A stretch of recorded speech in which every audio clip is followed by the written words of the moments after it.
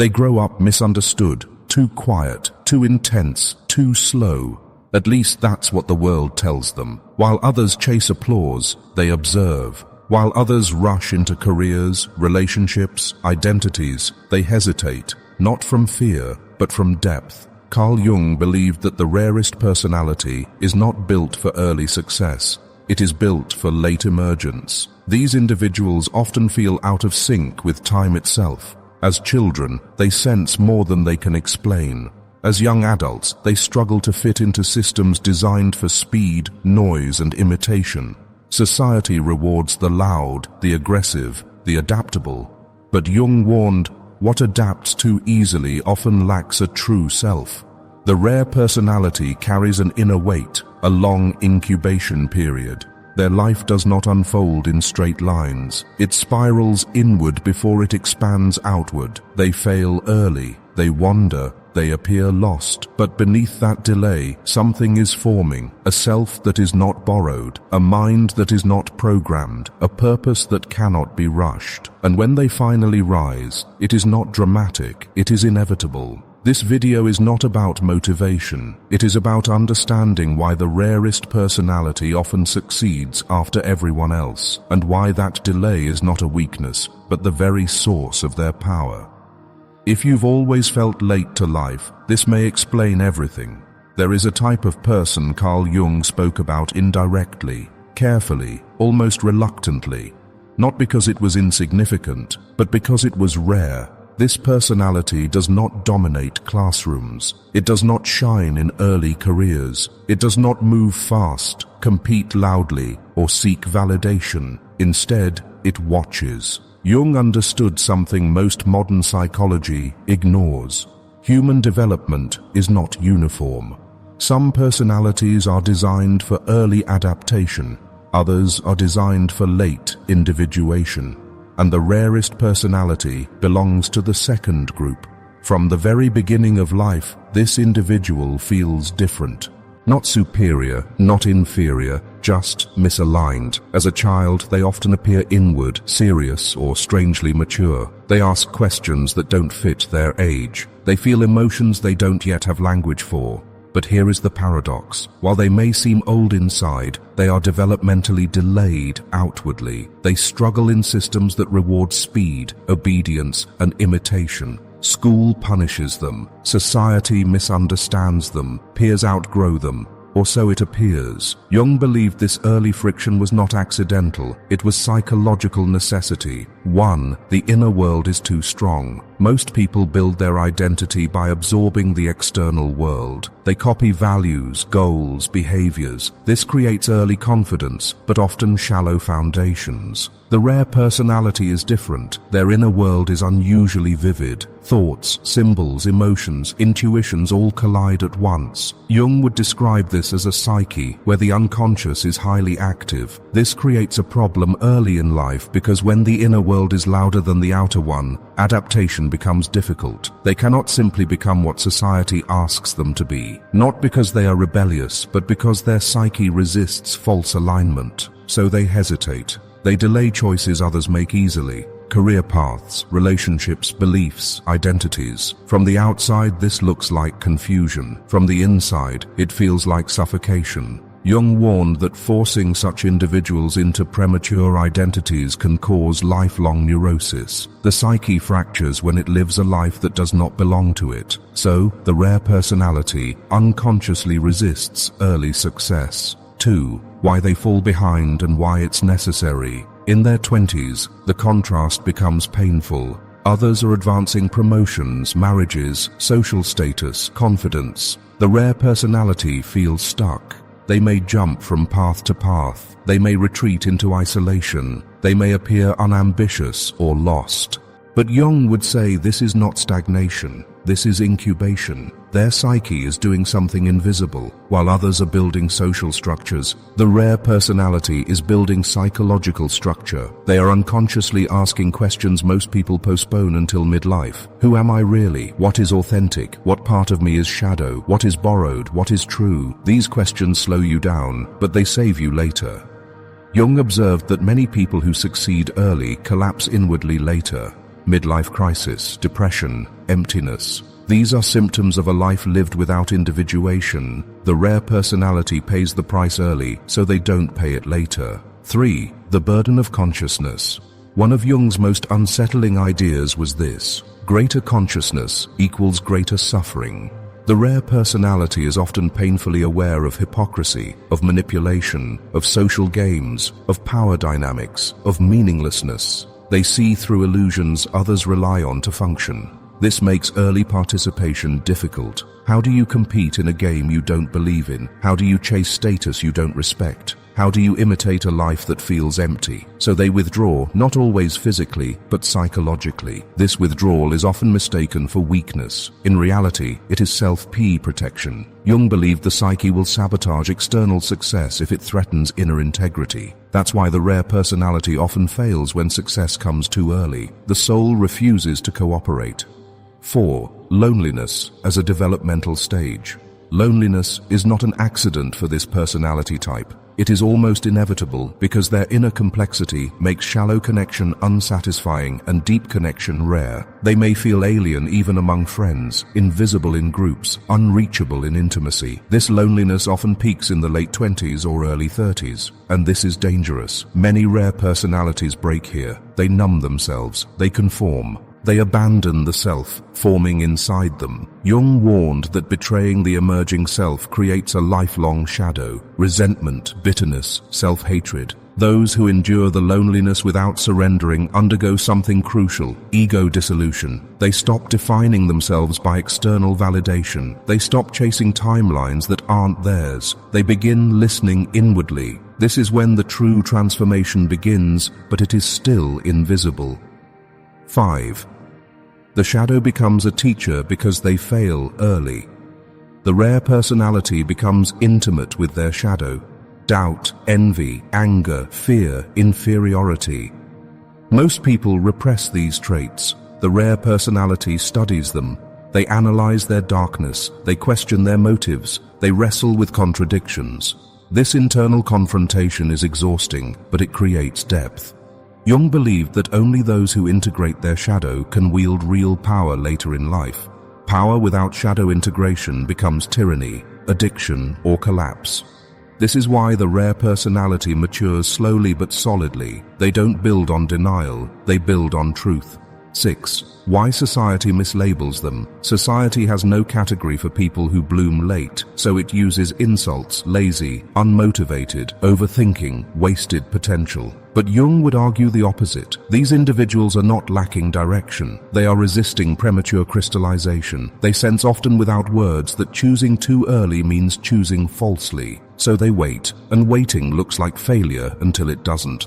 7. The first signs of emergence toward the mid-30s or early 40s. Something shifts, not externally, at first internally. Clarity replaces anxiety. Self-rust replaces comparison. Depth replaces urgency. They stop asking who they should be. They start embodying who they are. And because the self is not borrowed, it is powerful. Their voice becomes calm. Their decisions become precise. Their presence becomes unmistakable. Jung believed this is when the rare personality finally enters life, not as a participant but as a force. But this emergence only happens because of everything that came before.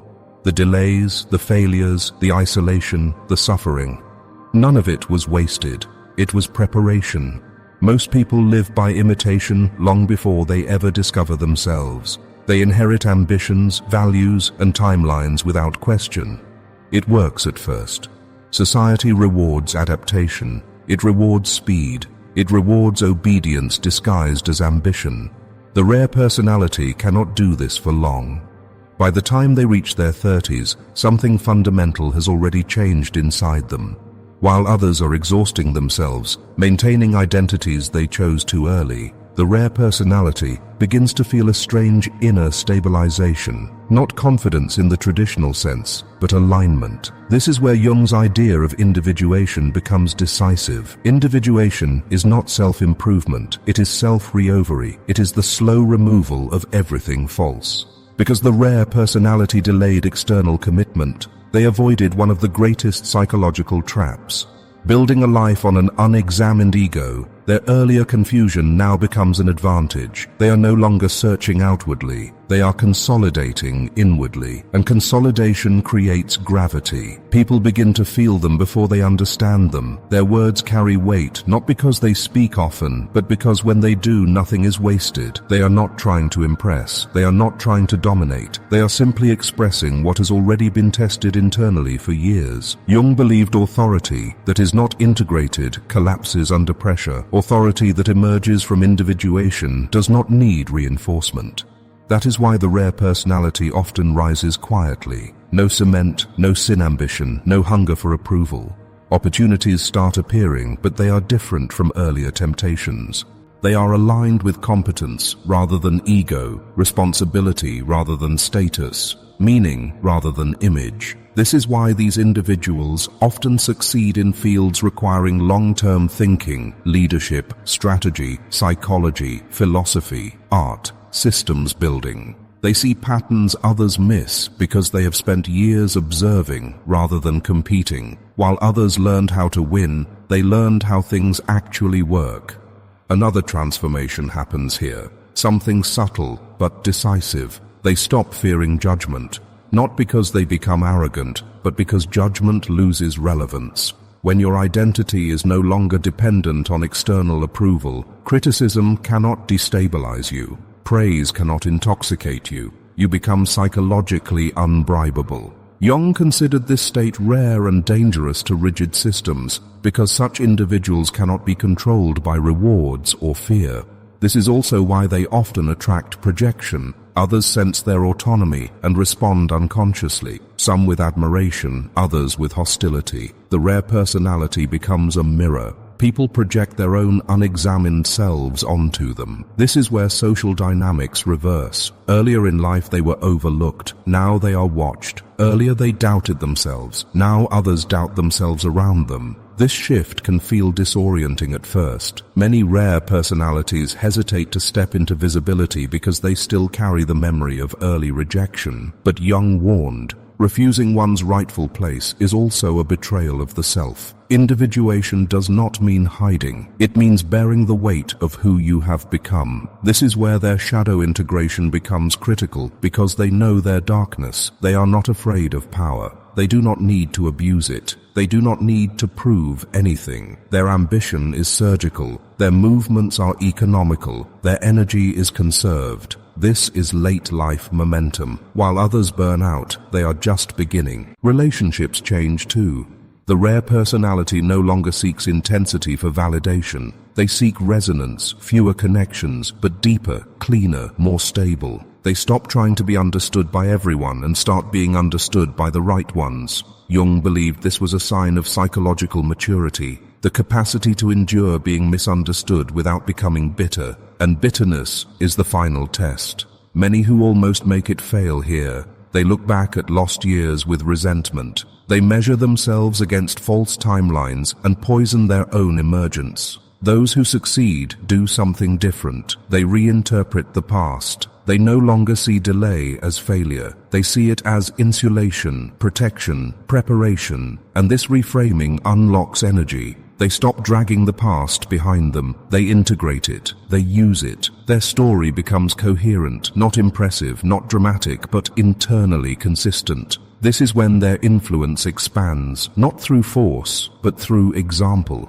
Others sense stability in a world of fragmentation. They become reference points, anchors. Jung believes such individuals often become guides without intending to, mentors without advertising, leaders without titles. Their presence reorganizes space, and yet they remain free. They are not addicted to outcomes. They are not chasing legacy. They are not afraid of endings because they already survived the hardest thing, becoming themselves without permission. And this is why their success when it comes does not consume them. It expresses them. By the time the rare personality reaches the second half of life, the game most people are still trapped in has already lost its grip on them. Status no longer seduces them. Approval no longer directs them. Fear no longer rushes them. This is where Jung's psychology becomes almost prophetic. He believed the second half of life is not meant for expansion outward, but for expansion upward, meaning wisdom, integration. Most people never reach this stage because they spend their energy defending identities built too early.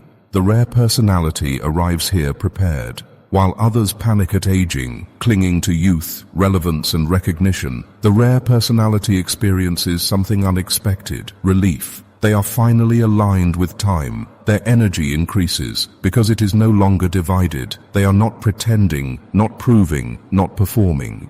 Their psyche is unified, and a unified psyche is powerful. This is why their peak often comes after 40, not louder, not flashier, but undeniable. They move slowly now, not because they are unsure, but because speed is no longer necessary.